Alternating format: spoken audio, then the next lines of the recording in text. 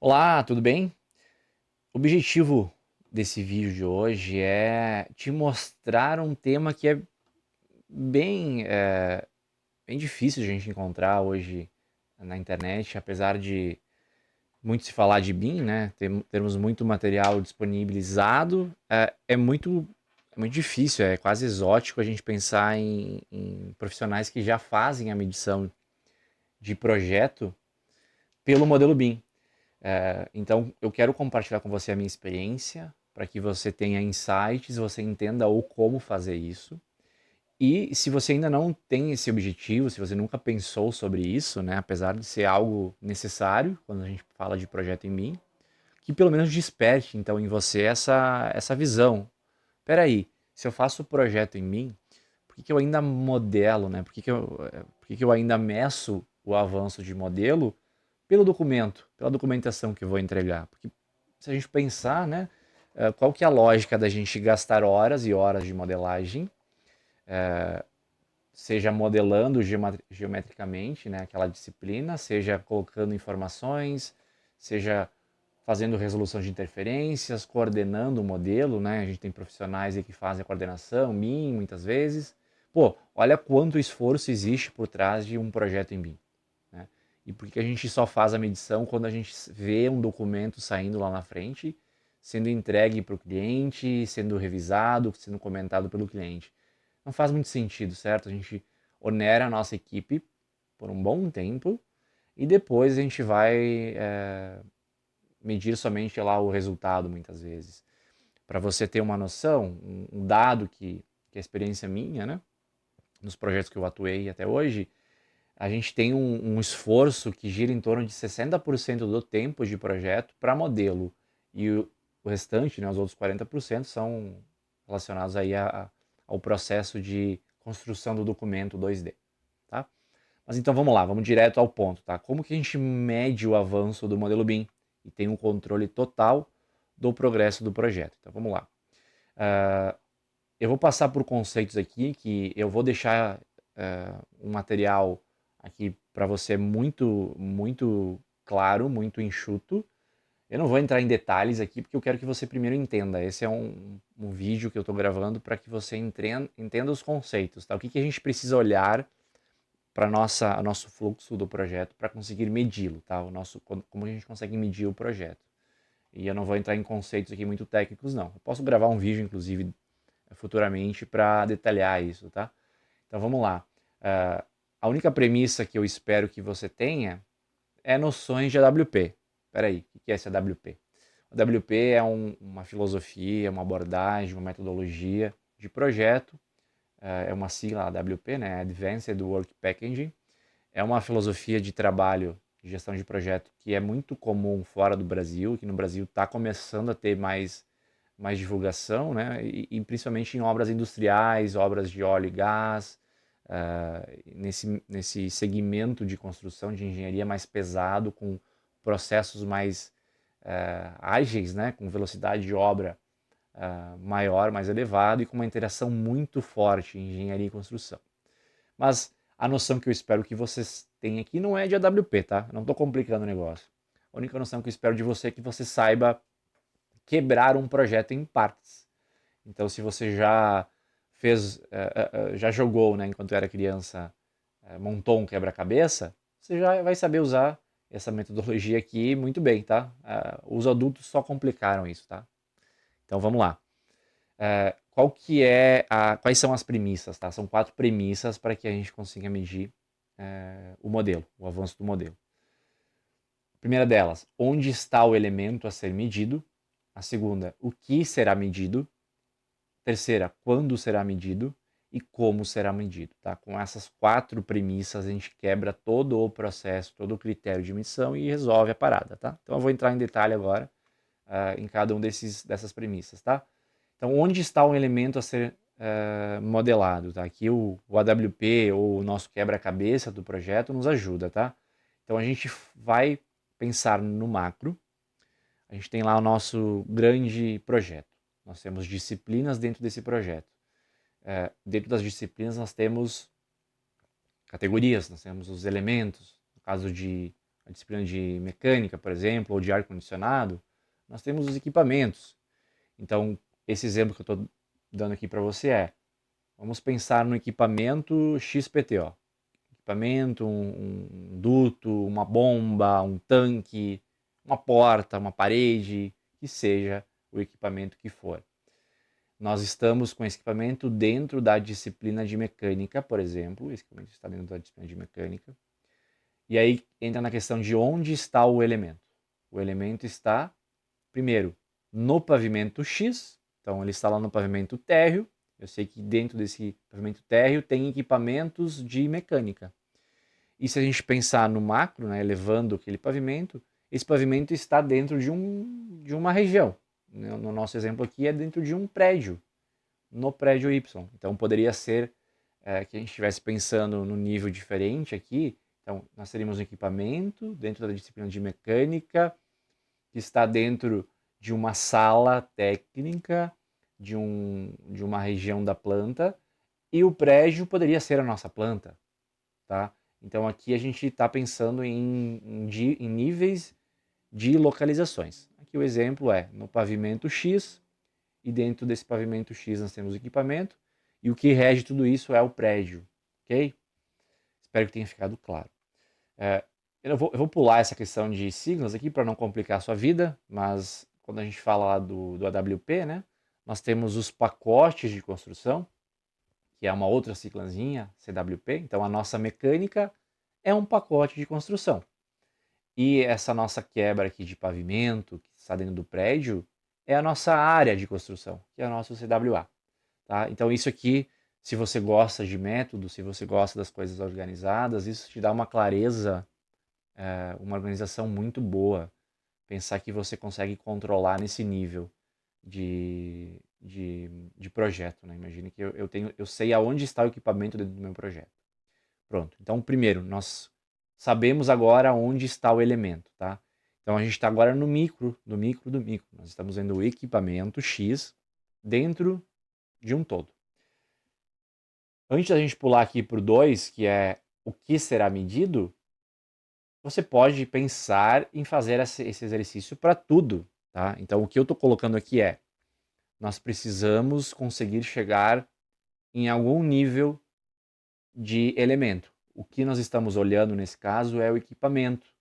Então, assim como a gente olhou o equipamento, você precisa fazer um exercício aí na tua condição, que é: eu preciso saber aonde estão as coisas no meu projeto. Eu não posso pensar em falar assim no meu critério de medição, por exemplo. Eu vou medir a minha disciplina de arquitetura, ela está X%, ela está 20%. Olha como fica muito superficial, você está controlando uma coisa que você na prática não controla, né?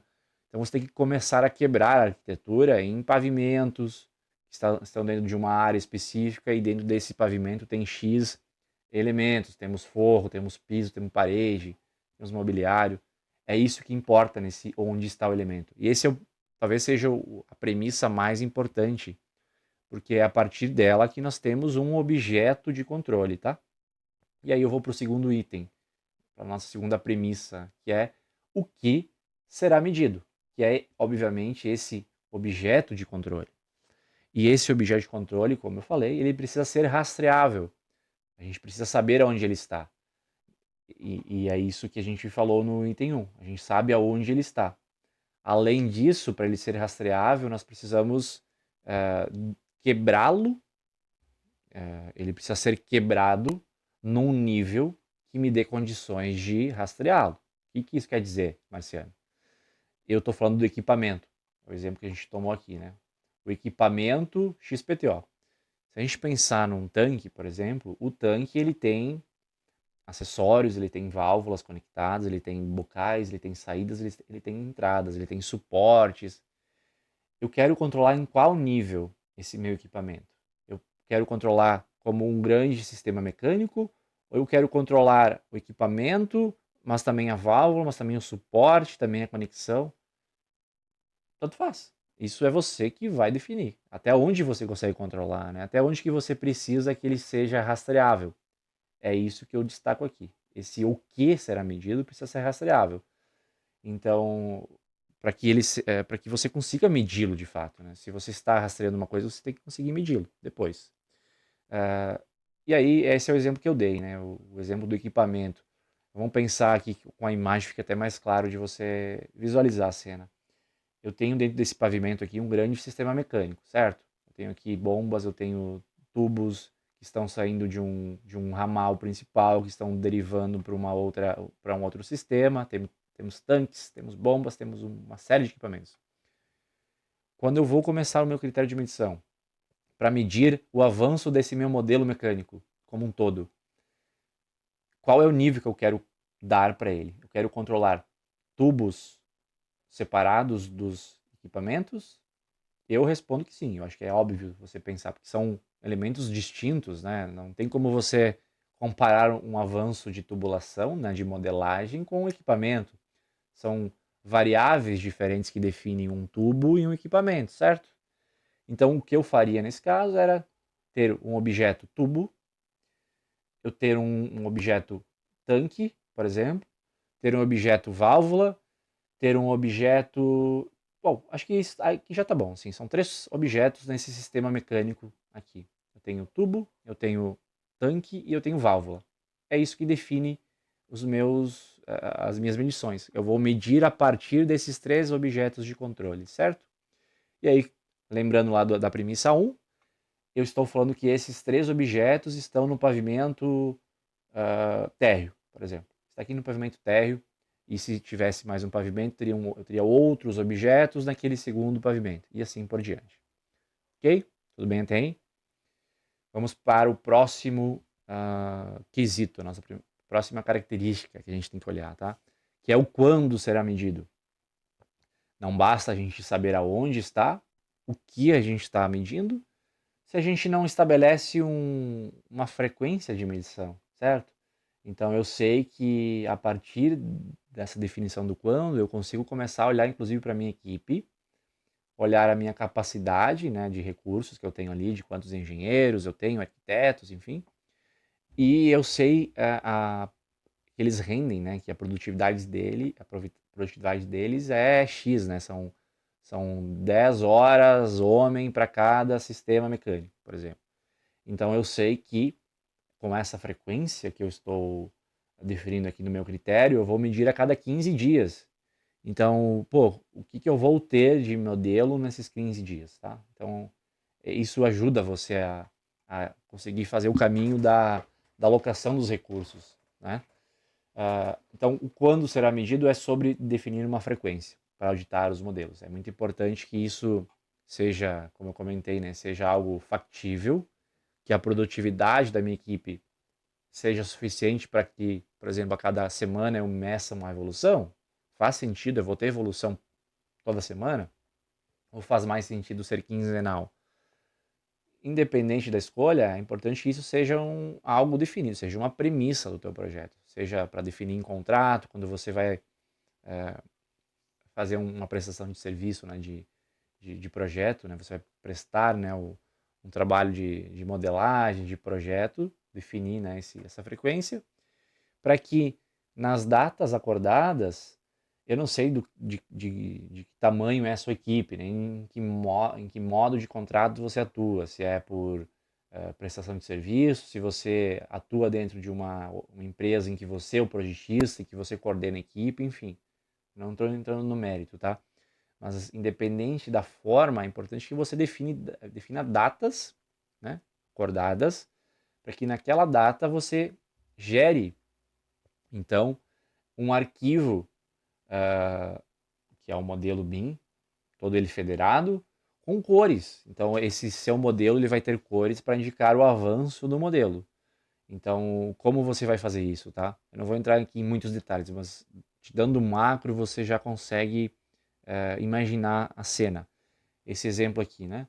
Eu tenho um grande modelo federado e eu tenho cores. O amarelo indica, por exemplo, que esses elementos aqui estão em processo de modelagem, que equivalem a 30%, e esses vermelhinhos aqui, eles estão em revisão, que equivale a mais 20%, enfim. esse modelo federado ele me mostra cores. Essas cores estão buscando um parâmetro que eu chamo aqui de status, né? Então, cada elemento que eu defini lá anteriormente, cada objeto de controle, terá um parâmetro status. E dentro desse parâmetro status, você pode colocar lá em avanço, em revisão, ou o modelo está aprovado, né? Aquele elemento está aprovado, está congelado, ninguém mais mexe aqui. E aí você colore isso lá no teu Navisworks, por exemplo. Então, quando você tem essa informação em cada elemento rastreável, que é o objeto de controle, fica fácil de criar filtros de cores, certo? Então, esse quando será medido te ajuda a gerar esse arquivo de review com cores para que todo mundo enxergue o progresso, tá? Esse quando não é só para que você tenha um arquivo de modelo federado lá com cores. Não. A questão é que é isso que a gente vai ver no próximo item aqui. A partir dessa frequência de 15 dias, por exemplo, você vai gerar uma planilha. Que nessa planilha você vai ter a relação completa de tudo que a gente quebrou até aqui. Voltei, tive que pausar a gravação porque fiquei sem bateria na gravação. Então vamos lá. Eu estava comentando que eu defini o quando para que primeiro eu tenha um arquivo, que é o meu modelo federado com cores, né? E essas cores estão obtidas a partir do preenchimento do status lá dentro dos elementos, mas não somente para isso. Na verdade, o principal não é nem isso. O principal é que a gente, naquele marco de 15 dias, por exemplo, eu tenha na minha planilha, que é o que eu vou comentar agora, numa planilha de Excel, eu tenho nessa minha planilha de Excel toda a minha relação que eu fiz até aqui, que é o quê? É o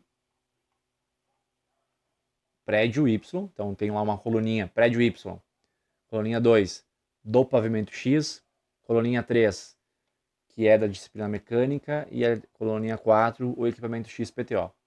Então eu consigo avaliar, e aí eu não vou entrar aqui no mérito de critérios para você avaliar, tá? Isso cabe em outro vídeo, tá? Mas aí você pode pensar nos critérios que você usa, que você quer definir aí para o teu projeto, para dizer que ele está com 0%, 100%, tá? Mas nessa planilha vai ter basicamente isso. E aí você já tem essa relação completa por teu escopo de projeto. Então, o equipamento XPTO é um exemplo. Você vai ter aí uma série de quebras, né? Tanto de áreas, tanto de pavimentos, tanto de disciplina, como de objetos, né? No teu projeto. Então, vai ser uma grande lista de Excel, tá? E aí, essa lista de Excel, naquele horizonte de tempo que você vai quebrar, né? Você vai lá e você vai atualizar. Então, vou dar um exemplo aqui.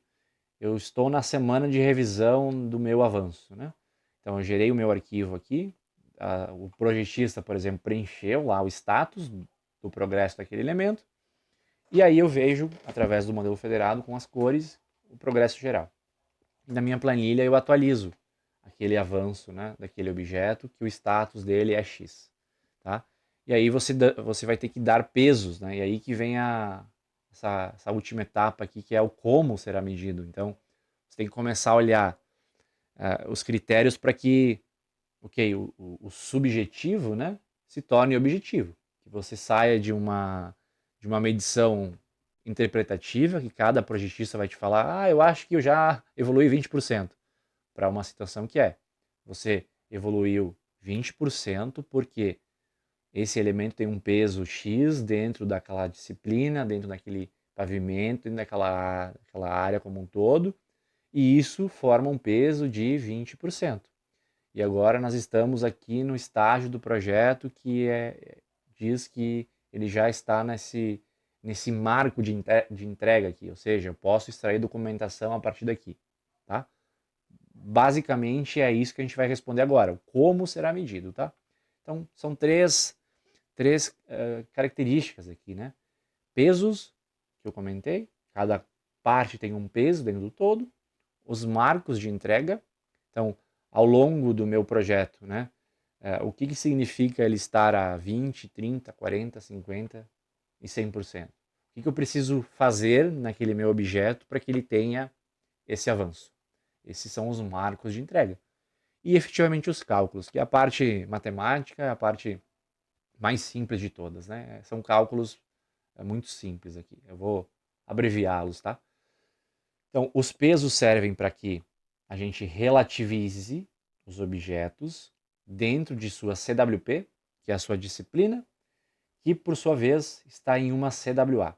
Ou seja, eu tenho um objeto que tem um peso X dentro da sua disciplina, essa disciplina tem um peso Y, que por sua vez as disciplinas têm um peso Z, né, dentro de uma CWA, que é o meu prédio. Então a gente vai quebrando, né, a gente vai subindo os níveis e cada parte que compõe outras tem um peso dentro do todo. Os marcos de entrega é para justamente avaliar a qualidade. Então, isso aqui a gente está indo nos pesos, né? A gente está entrando no modelo e quebrando ele em partes, e os marcos de entrega vão servir para que a gente veja o horizonte temporal do meu projeto, do dia 0 até o último dia, e o que eu preciso fazer ao longo desse intervalo para avaliar a qualidade dos meus objetos dentro do meu modelo. E os cálculos efetivamente para o progresso do projeto. Eu faço tudo isso em uma única planilha.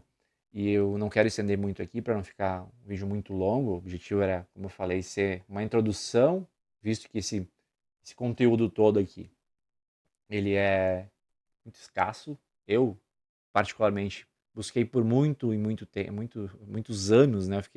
Estou basicamente consolidando esse conhecimento aqui num vídeo, mas foram basicamente 2 anos de pesquisa e prática, executando isso nos projetos, vendo como fazer essa planilha e chegar ao ponto de simplificar isso em 4 passos, né? E eu consigo ter hoje uma única planilha que me dá esse avanço, né? Então, eu trouxe uma imagem, acho que não tenho mais nenhuma outra imagem aqui. Mas enfim, aqui dá para você ter uma noção, né? Então a gente tem, deixa eu até aumentar um pouquinho aqui, fica mais claro para você.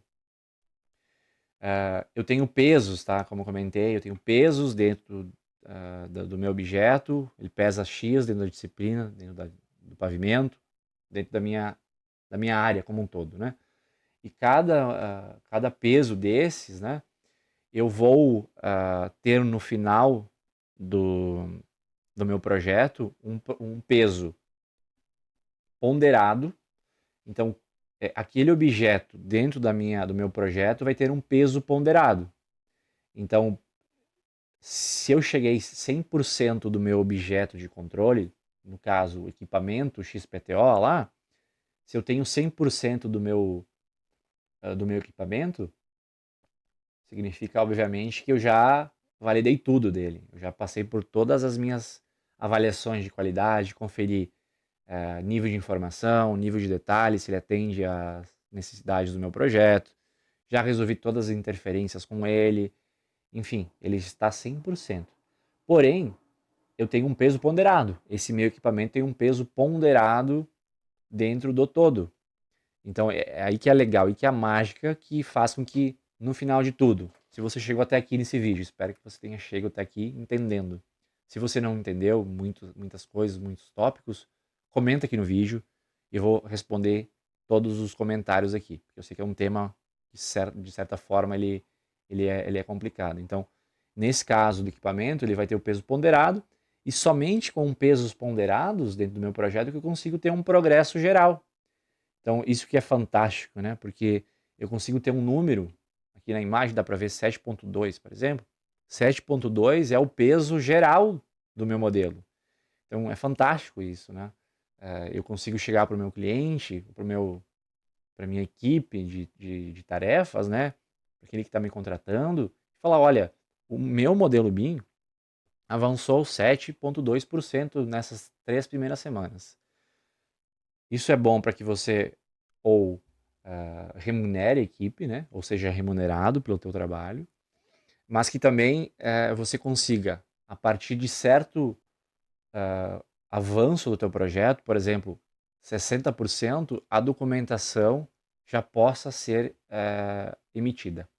Então, você pode definir, né, em função da tua realidade, que a partir de um determinado avanço você já pode começar a emitir a documentação.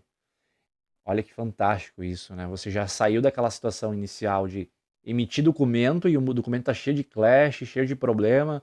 Você não avaliou modelo, informação e você falou que você já avançou 50% do projeto e o modelo está lá capenga, né? Isso acontece muito. Então aqui muda totalmente o cenário, você controla de fato o teu processo BIM. Você trabalha com o modelo e você mede através do modelo. Isso é fantástico. Então, quem chegou até aqui conseguiu ter uma visão geral. É um vídeo de introdução. Em algum ponto, talvez eu tenha sido até um pouco mais técnico e mais profundo do que talvez a tua experiência é. Se você ficou com alguma dúvida nesse sentido, né, em algum ponto específico, comenta aqui, eu vou responder todos eles como eu comentei anteriormente, tá? E eu volto assim que vocês pedirem. Se vocês, inclusive, tiverem interesse em se aprofundar mais no tema, comente aqui que eu vou, se tiver muita demanda, muito interesse, eu vou gravar um vídeo explicativo, vou abrir a planilha, vou mostrar sem problemas nenhum. Então é isso. Até a próxima.